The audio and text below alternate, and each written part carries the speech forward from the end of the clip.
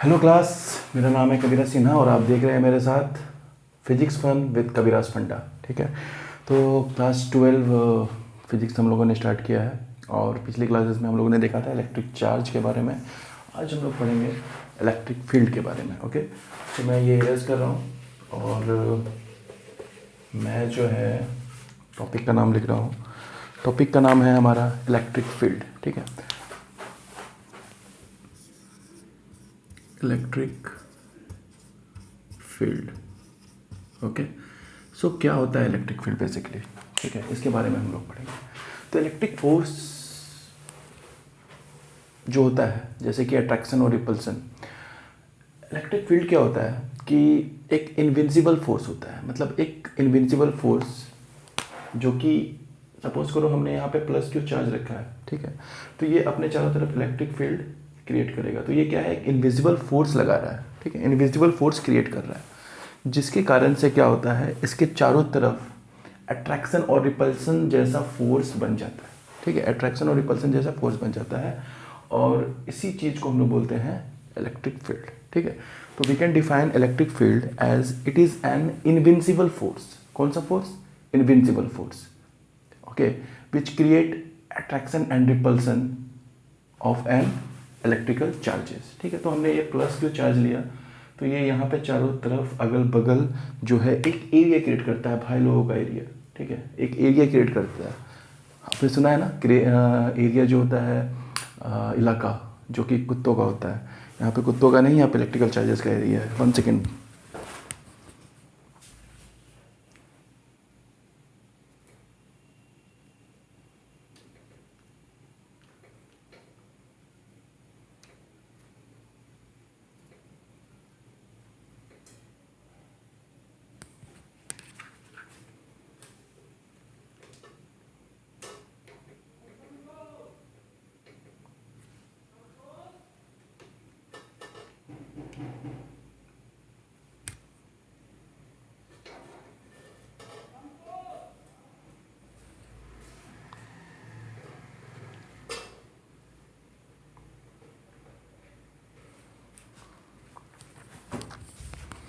ठीक है, तो बच्चों जैसे ही हम लोग एक पॉजिटिव चार्ज या कोई भी चार्ज लेते हैं, ठीक है, तो उसके चारों अगल बगल क्या होता है, इलेक्ट्रिक फील्ड वो क्रिएट करने लगता है, अपना इलाका वो क्रिएट करने लगता है। तो इसको टेस्ट करने के लिए हम लोग एक टेस्ट चार्ज लेते हैं। ठीक है, टेस्ट चार्ज, ऐसा चार्ज जिसका वैल्यू इससे कम होना चाहिए। ठीक है, क्योंकि इससे ज़्यादा ले लेंगे तो क्या होगा कि ये जो है इसके इन्फ्लुएंस में आ जाएगा। भाई जाहिर सी बात है, हम लोग अगर सिंपल एग्जांपल ले तो मान लीजिए कि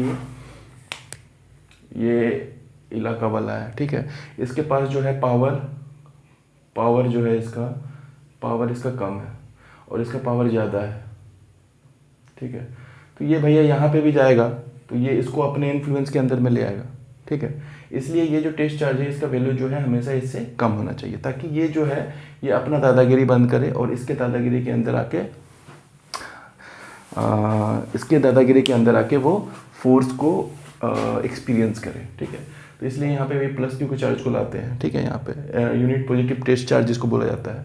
और यूनिट पॉजिटिव टेस्ट चार्ज यहाँ पे आने के बाद जैसे ही आता है तो ये इलाका है। ठीक है, ये मतलब एक एरिया है। तो यहाँ पे क्या करेगा, ये जो है अपना फोर्स लगाना शुरू कर देगा उस पर। अब जाहिर सी बात है, एक डॉन है, किसी एरिया में एक डॉन है। ठीक है, वो खुद अपने आप को बाहुबली समझता है। अब दूसरे एरिया से कोई दूसरा बाहुबली जो उससे कम पावर का है वहाँ पे आ जाएगा, तो जाहिर सी बात है कि ये जो बाहुबली अपने आप को समझ रहा है, ज़्यादा पावर है इसके पास, वो उसको क्या करेगा, डिसुम डिसुम डिसुम डिसुम करके वो उसको शांत कर देगा। ठीक है, तो that is all about the electric field. ठीक है, तो electric field is an invincible area. ठीक है, इनविंसिबल एरिया है और you can say invincible force है। ठीक है, electric field is an invincible force created by an electric charge. Okay, for attraction and repulsion. तो ये इलेक्ट्रिक हमारा फील्ड हुआ। ठीक है, अब हम लोग बात करते हैं इलेक्ट्रिक फील्ड जो है भाई लोगों का एरिया है। इसके बाद हम लोग बात करते हैं कि इलेक्ट्रिक फील्ड जो है होता है क्या। देखो, इलेक्ट्रिक फील्ड यहाँ पे कोई भी प्लस क्यू चार्ज को रखे हम लोग, ये क्या करेगा, अपने चारों तरफ अगल बगल ये एरिया अपना बना देगा। ठीक है, अब यहाँ पे तक इसका एरिया है। अब इसके अंदर जो भी चार्ज आएगा जिसका वैल्यू इससे कम होना चाहिए। ठीक है, इसके दादागिरी से वैल्यू इसका कम होना चाहिए, क्योंकि इससे ज़्यादा बड़ा दादा होगा वो, तो इसी को आगे इन्फ्लुएंस करने लगेगा, फिर ये क्या करेगा, उसके इन्फ्लुएंस में आ जाएगा। ठीक है, इस वजह से हम लोग टेस्ट चार्ज जो लेते हैं वो कम वैल्यू का लेते हैं। तो कम वैल्यू का लेने के कारण क्या होगा, ये इसके अंदर आएगा, तो ये भैया बोलेगा कि हाँ आप बड़े दादा हैं और मैं छोटा दादा हूँ, तो मैं अब बोलिए अब हमको कैसे कैसे करना है, कहाँ जाना है, चिंता ही करने है, कहाँ जाना है, लूटपाट करना है, किससे वसूली करना है। ठीक है, तो ये सब सारा चीज़ ये करता है। ठीक है, तो जैसे ही ये आता है यहाँ पे, ठीक है, तो इसके इन्फ्लुएंस में आता है, इस पर एक फोर्स लगने लगता है। ठीक है, फोर्स कैसा होता है, फोर्स आपका अट्रैक्टिव भी हो सकता है, आपका फोर्स रिपल्सिव भी हो सकता है। ये डिपेंड करता है चार्जेस किस प्रकार का ले रहे हैं और ये फोर्स किस प्रकार का क्रिएट कर रहा है। ठीक है, तो आइए देखते हैं। तो देखिए अब दो तरह का चार्ज ले रहे हैं हम लोग। सपोज कीजिए हम लोगों ने लिया पहले प्लस क्यू चार्ज। ठीक है, प्लस क्यू चार्ज जब लेते हैं हम लोग, ठीक है, प्लस क्यू चार्ज लेते हैं, तो ये जो इसका जो इलेक्ट्रिक फील्ड निकलता है, इसमें से इलेक्ट्रिक फील्ड जो निकलता है, ये जो निकलता है ये आउटवर्ड डायरेक्शन में निकलता है। ठीक है, बाहर की तरफ जाता रहता है। ठीक है, ये प्लस क्यू चार्ज हमने लिया। ठीक है, तो इसका जो फोर्स है, जैसे सपोज करो हमने यहाँ पे प्लस क्यू चार्ज लिया है, तो इसका फोर्स जो है बाहर की तरफ, ऐसे बाहर की तरफ जाता रहेगा, बाहर की तरफ, इधर बाहर की तरफ, इधर बाहर की तरफ, इधर बाहर की तरफ, इधर बाहर की तरफ, सब जगह बाहर की तरफ ये जाता रहेगा। ठीक है, अब अगर हम लोग माइनस क्यू लेते हैं तो इसका जस्ट अपोजिट हो जाता है बच्चों। यहाँ पे हम लोगों ने सपोज करो माइनस क्यू चार्ज लिया, तो इसका फोर्स जो है अंदर की तरफ आता रहेगा, तो ये अंदर की तरफ इनवर्ड इनवर्ड इनवर्ड, सॉरी यहाँ पे इनवर्ड इनवर्ड। तो अगर हमने ये नेगेटिव चार्ज लिया है तो इसका फोर्स जो है क्या करेगा, इधर से इधर आएगा, इधर से इधर आएगा। ठीक है, नीचे से ऊपर जाएगा, इधर आया, फिर इधर से नीचे, फिर इधर से इधर। ये सारा चीज़ जो है चार्जेस प्रॉपर्टी है। ठीक है, ये अपना एरिया तो क्रिएट करता ही है साथ में, और साथ ही साथ क्या करता है कि इसका जो डायरेक्शन है वो भी हम लोग यहाँ पे देख सकते हैं अच्छे से। ठीक है, नाउ बच्चों अब हम लोग ये चीज़ सारा चीज़ हो गया, समझ में आ गया। ठीक है, तो ये क्या है, एक यहाँ पे जो भी चार्ज रखा गया है वो क्या लगा रहा है, एक इनविजिबल फोर्स लगा रहा है। ऐसा फोर्स जिसको मतलब दिखाई तो नहीं दे रहा है, बट वो हम लोग उसको एक्सपीरियंस कर पा रहे हैं, महसूस कर पा रहे हैं, वी आर फीलिंग। ठीक है, और physics is all about feeling. ठीक है, फीलिंग अगर आपको आ गया तो आपने फिजिक्स समझ लिया। ठीक है, तो फील के साथ बच्चों पढ़ना है।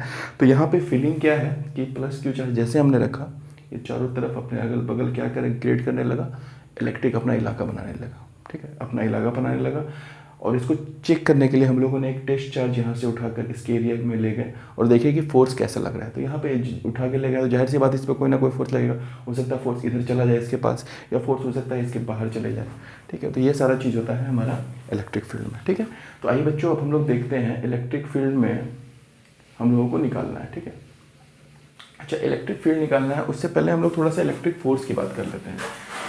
इलेक्ट्रिक फोर्स की बात कर लेते हैं, जिसको हम लोग कूलम्स फोर्स भी बोलते हैं। ठीक है, तो इलेक्ट्रिक फील्ड तो हम लोगों ने देख लिया, यहाँ पे मैं इलेक्ट्रिक फील्ड की जगह इलेक्ट्रिक फोर्स की बात करता हूँ। ठीक है, इलेक्ट्रिक फोर्स, जिसको हम लोग को क्या नाम दिया है, कूलम फोर्स भी नाम दिया है, या कूलम्स फोर्स भी इसको बोलते हैं, कूलम्स फोर्स। ठीक है, कूलम्स फोर्स होता क्या है बेसिकली, कूलम फोर्स ये होता है कि when two charges are interacting with each other. मान लीजिए कि दो चार्जेस जो है वो आपस में इंटरेक्ट कर रहा है। सपोज कीजिए हमने लिया Q1 और यहाँ पे लिया Q2, तो ये दोनों चार्जेस आपस में क्या कर रहे हैं, इंटरेक्ट कर रहे हैं, दोनों मतलब एक इलेक्ट्रिक फील्ड के अंदर में। तो हमको ये पता लगाना है कि टोटल फोर्स जो लगेगा इस पर वो कितना लगेगा। ठीक है, सिंपल सा बात है। तो देखिए Q1 चार्ज यहाँ पे है, Q2 चार्जेस यहाँ, तो कूलम्स लॉ ये बोलता है कि the force of interaction between any two charges, okay, इस फोर्स जो होगा वो डायरेक्टली प्रोपोर्शनल होता है ये प्रोडक्ट ऑफ द चार्जेस, यानी Q1 और Q2 को गुना कर दिए। यहाँ पे 1 कूलम रहता मान लीजिए, और यहाँ पे दूसरा है 2 कूलम रहता, तो यानी कि F प्रोपोर्शनल टू 1 × 2। ठीक है, नाउ नेक्स्ट चीज़ ये बोलता है कि and inversely proportional to the square of distance between them, यानी Q1 और Q2 के बीच में जितना भी डिस्टेंस है, सपोज मैंने Q1 यहाँ रखा, Q2 यहाँ रखा। ठीक है, तो एक तो क्या करेंगे, वो न्यूमरेटर में हमारा ये दोनों का मतलब गुना आ जाएगा, प्रोडक्ट आ जाएगा, गुणनफल आ जाएगा। लेकिन नीचे में क्या आएगा, तो नीचे में आ जाएगा हमारा F is proportional to square of distance between them, यानी कि ये दोनों को अगर हम लोग मिलाकर लिखें, ठीक है, ये दोनों को हम लोग अगर मिला के लिखें तो हम लोग लिख सकते हैं F proportional to Q1 Q2 by R²। ये सारा चीज़ है। यानी कि यहाँ से लगभग ये मिलता जुलता है किससे, ग्रेविटेशनल फोर्स जो हम लोग पढ़ा था, ठीक है। तो यहाँ पे क्या ये बोल रहा है कि F is directly proportional to the product of the charges and inversely proportional to the square of distance between them. Distance कौन सा है, R, ये तो Q1 और Q2 के बीच का डिस्टेंस है। अब देखिए जैसी बात है दोस्तों, अगर हम लोग थोड़ा सा अपना कॉमन सेंस लगाते हैं, हल्का सा अपना बुद्धि लगाते हैं, तो यहाँ पे ये पाएंगे कि Q1 और Q2 का वैल्यू अगर बढ़ाते हैं हम लोग तो फोर्स जो है बढ़ेगा, ठीक है। पर इन दोनों के बीच का डिस्टेंस अगर बढ़ाते हैं तो देखो, तो चूंकि ये डिनोमिनेटर में है तो ये क्या होगा, फोर्स ऑटोमेटिकली जो है पूरा घट जाएगा। सिंपल सा बात है। अगर हम लोग लेना चाहें, मान लीजिए कि आपका है ऊपर में 10/5, तो इसका रिजल्ट आ रहा है हमारा 2। अब 5 को मान लो इंक्रीज कर दें हम लोग, मान लो 5 को हम लोग 6 कर देते हैं, तो ये क्या होगा, वैल्यू जो भी आएगा, जो वैल्यू आएगा वो क्या होगा, हमारा 2 से कम होगा, ठीक है। 2 से हमारा क्या होगा, वो कम होगा। अब इसको बढ़ाते जाएंगे नीचे वाले टर्म्स को, तो ये 2 से कम होता जाएगा। तो यही हमारा चीज़ ये बदलाना चाहता है। अब क्या होता है कि प्रोपोर्शनल का साइन है, और फिजिक्स गवाह है कि जब भी प्रोपोर्शनल का साइन हमने हटाया है, जब वो एक डायलॉग था ना, अच्छा हाँ, जब धर्म की हानि होगी, गीता का ही डायलॉग है, जब धर्म की हानि होगी तब तक मैं एक अवतार रूप में अवतरित होऊंगा। तो वैसे ही जब प्रोपोर्शनल का साइन हटाया जाएगा तब तक कांस्टेंट अवतार के रूप में अवतरित होगा, ठीक है। तो F यहाँ पे प्रोपोर्शनल का साइन हटा के हम लोग लगा देते हैं यहाँ पे K Q1 Q2 by R square, ठीक है। K is nothing but K is equals to 1/4 pi epsilon naught, ठीक है। तो K जो हमने जो हम लोगों ने निकाला, जिसको बोलते हैं हम लोग डाइलेक्ट्रिक कांस्टेंट। क्या होता है इसके बारे में आइए विशेष चर्चा करते हैं हम लोग, ठीक है। तो देखिए K Q1 Q2 by R square, K का वैल्यू क्या है, 1/4 पाई एप्सिलॉन नॉट, ठीक है। नाउ अब देखिए यहाँ पे हम लोग क्या करते हैं कि K का वैल्यू तो यहाँ पे दिया हुआ है, चलो 1/4 पाई एप्सिलॉन नॉट, ठीक है। अब देखिए क्या होता है कि C का जो स्पीड निकालते हैं हम लोग, ठीक है, मतलब स्पीड ऑफ लाइट, वो कैसे निकलता है, 1/√μ0 इंटू एप्सिलॉन नॉट, ठीक है। तो μ0 जो होता है बच्चों, इसको बोलते हैं हम लोग परमिएबिलिटी ऑफ फ्री स्पेस, और एप्सिलॉन नॉट को बोलते हैं हम लोग परमिटिविटी ऑफ फ्री स्पेस, ठीक है। अब देखो यहाँ पे सिंपली वैल्यू हम लोगों को याद रखना है। तो μ0 का वैल्यू जो होता है वो होता है हमारा 4 पाई इंटू 10⁻⁷, और जो एप्सिलॉन नॉट होता है इसका वैल्यू होता है हमारा 8.85 इंटू 10⁻12। ये हमारा वैल्यू होता है। इसी से हम लोग स्पीड ऑफ लाइट, जो कि the fastest on the planet है, वो हम लोग निकालते हैं। That is your 3 into 10⁸ metre per second. ये जो है अब तक का फास्टेस्ट है, ठीक है। इससे ज़्यादा फास्ट अगर हम लोग निकाले तो हम लोग जो है फ्यूचर में भी जा सकते हैं और पास्ट में भी जा सकते हैं। टाइम मशीन हम लोग बना सकते हैं, ठीक। खैर ये अलग क्वांटम फिजिक्स का बात है, मैं अगले किसी क्लास में बता दूंगा आपको। पर यहाँ पर ये जानना है कि स्पीड ऑफ लाइट भी जो है इसी से कैलकुलेट होता है। नाउ बच्चों अब हम लोग देखते हैं डाइलेक्ट्रिक कांस्टेंट। ये जो K है हमारा डाइलेक्ट्रिक कांस्टेंट है, कैसे आता है, ये कैसे वैल्यूज आता है इसका, इसके बारे में हम लोग देखते हैं। चलो तो अब हम लोग इसको थोड़ा सा रब कर देते हैं, ठीक है, और अब हम लोग देखते हैं, ठीक है। अब हम लोग कूलम्स लॉ का हम लोगों को पता चल गया है कि F equals to K Q1 Q2 by R square.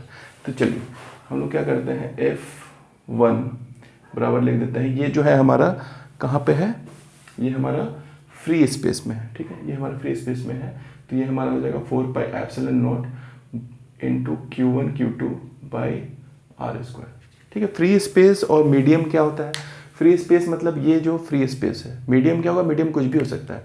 आप तेल में ले जाके अंदर देखेंगे तो उन दोनों के बीच का फोर्स कुछ अलग होगा, ठीक है। पानी के अंदर ले जाएंगे तो उसका फोर्स अलग होगा, तो ठीक है, अलग अलग डिफरेंट मीडियम है और उन दोनों के बीच का फोर्स अलग होता है। अब ये क्या है, हम लोगों ने लिया फ्री स्पेस में, ठीक है।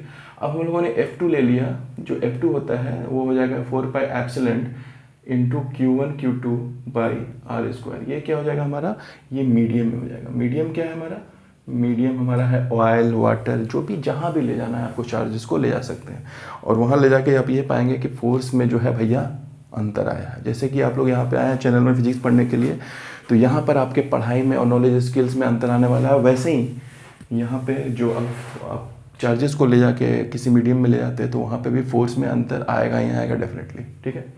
चलिए दोस्तों, तो ये हम लोग ऐसा करते हैं, इसको हम लोग ले लेते हैं फ्री स्पेस, तो इसको लिख देते हैं एस, और ये ले लेते हैं हम लोग एम।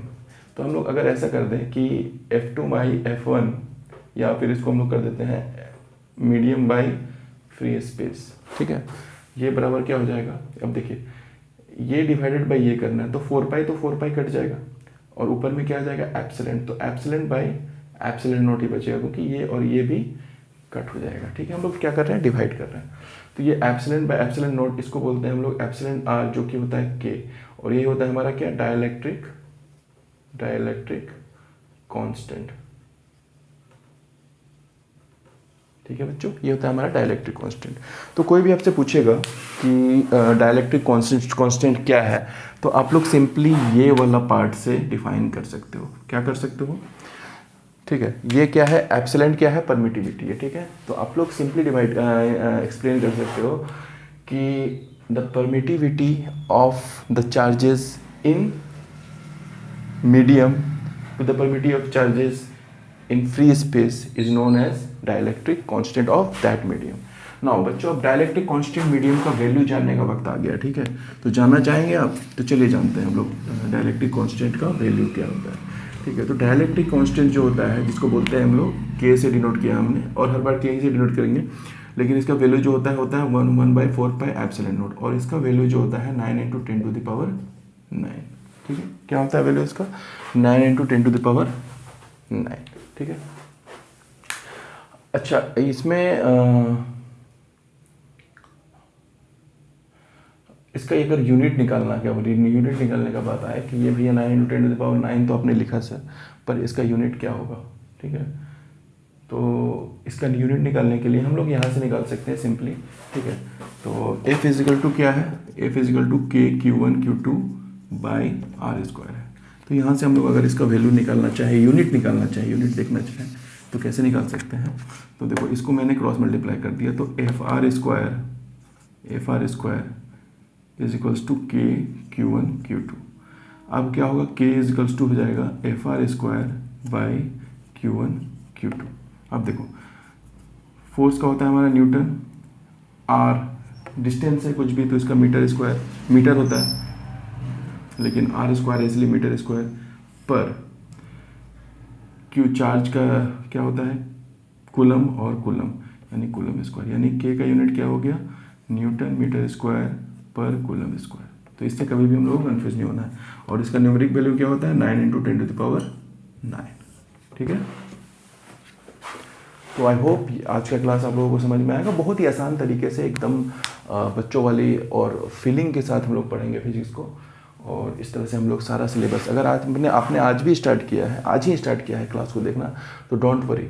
अगर आप क्लासेस के से टिके रहते हैं और क्लासेस को पूरा करते हैं, और जो भी बताया जाता है उसको जाके रिवाइज करते हैं, तो definitely you are going to score more than 90% plus marks. I am damn sure, okay, don't problem. और जो भी प्रॉब्लम होगा वो आप मुझसे पूछ सकते हैं, कनेक्ट हो सकते हैं मेरे से, ठीक है। Okay, thank you.